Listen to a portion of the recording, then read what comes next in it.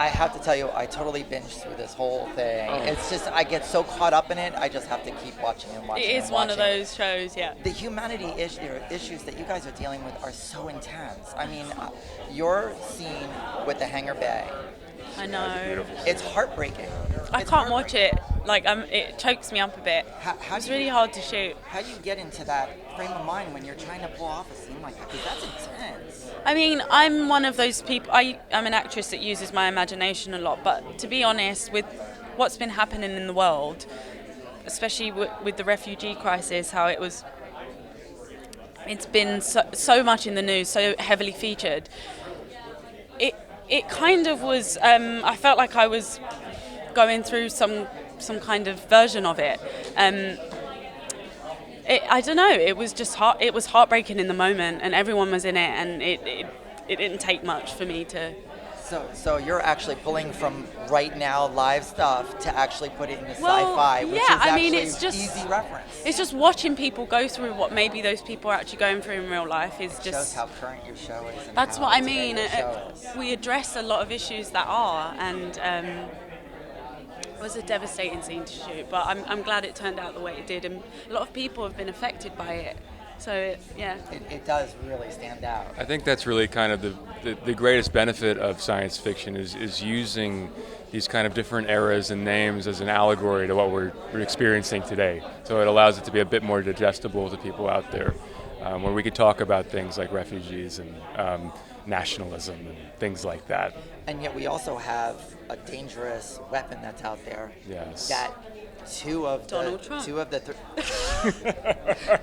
I was thinking something blue and not so orange.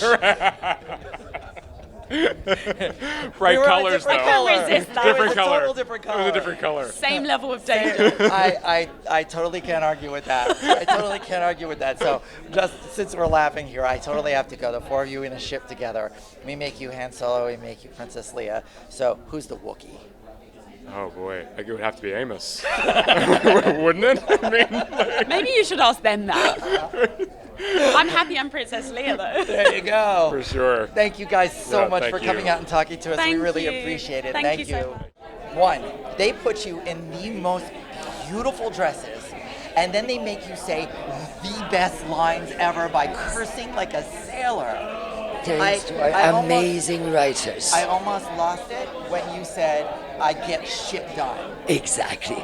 And truly, from the bottom of my heart, it was both of us, Abasarala and I, saying that. Because Senator Gilles asked me as to why I am not running for government. I'm not running, and I say, sir, because I like to get shit done. And I really meant it at that moment, and I really mean it now that I'm saying it. And they take you from putting you in a whole armor where they could barely see you. I mean, 60 pounds. What was it? I think it was 6 or so episodes where all we saw was you in this, and your hair always pulled back. And then at the end, when you defect, you're stunning. you're out there looking at the ocean, at the water. I mean, what is it like playing her character? Because it's such a great character. Oh, so great. And I think, she's really special. She's not one-dimensional in any way. She's got layer after layer after layer, and as I go through the script and play her, the more depth that I figure out with her, and the things like the ocean and seeking asylum on Earth. Those were big moments for her. That's not how she thought her future was going to be. And I think those moments really, she grew from those moments. And I think you saw a different woman at the end of season 2 than you did at the beginning. I have to admit, there was that moment in the ship where you guys were trapped.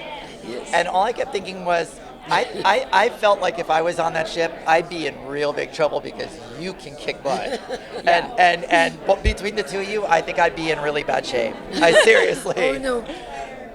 Make sure we take care of you. We only go for the bad guys. Only the bad guys. So I'm in good shape. We love good guys. So I heard there's not much filmed yet, but what would you like to see out of the next season? Because you guys deal with a lot of humanitarian issues that kind of flash to what's going on today. Absolutely. Although it's a so-called science fiction, but it relatively speaks for today.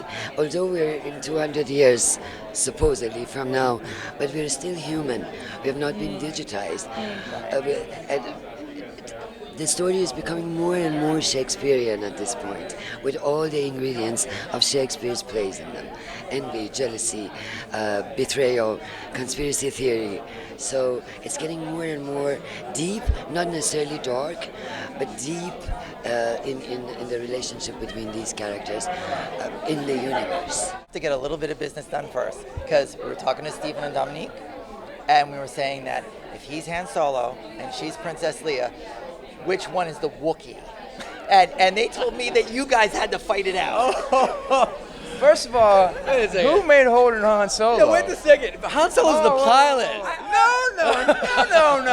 I could have sworn Han Solo was the pilot, the badass swashbuckling pilot of the Millennium Falcon.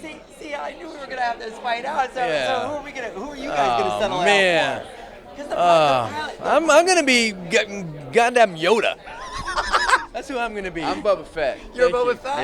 Yeah. Okay, Who we're are you?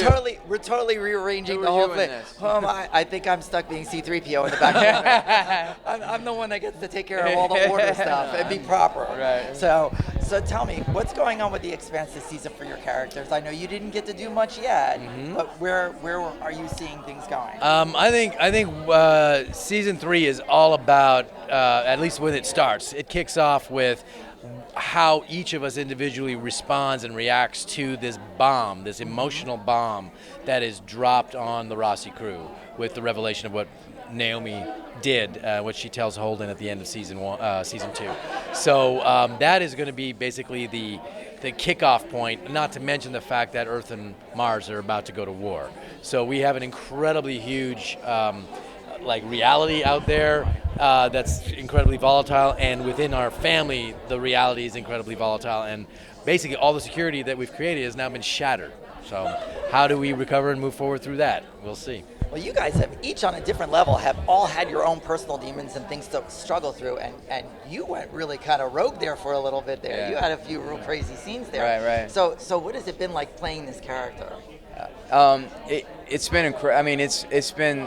This is one of the most fascinating and intriguing characters I've ever had the privilege of playing, and you know, with what happened when he was talking about in season 2, the betrayal of Naomi. I mean, that's Amos's moral foundation that just got exploded. So this season, you're really going to see who Amos is without the influence of Naomi. So even more into the chaotic side. Well, we really appreciate you guys coming out to talk to us. We know you guys got places Thanks, to go brother. and things to do. Yeah. Thank you so much, and we look forward to seeing the next season. Thank you. We do Thank too. you. Thanks.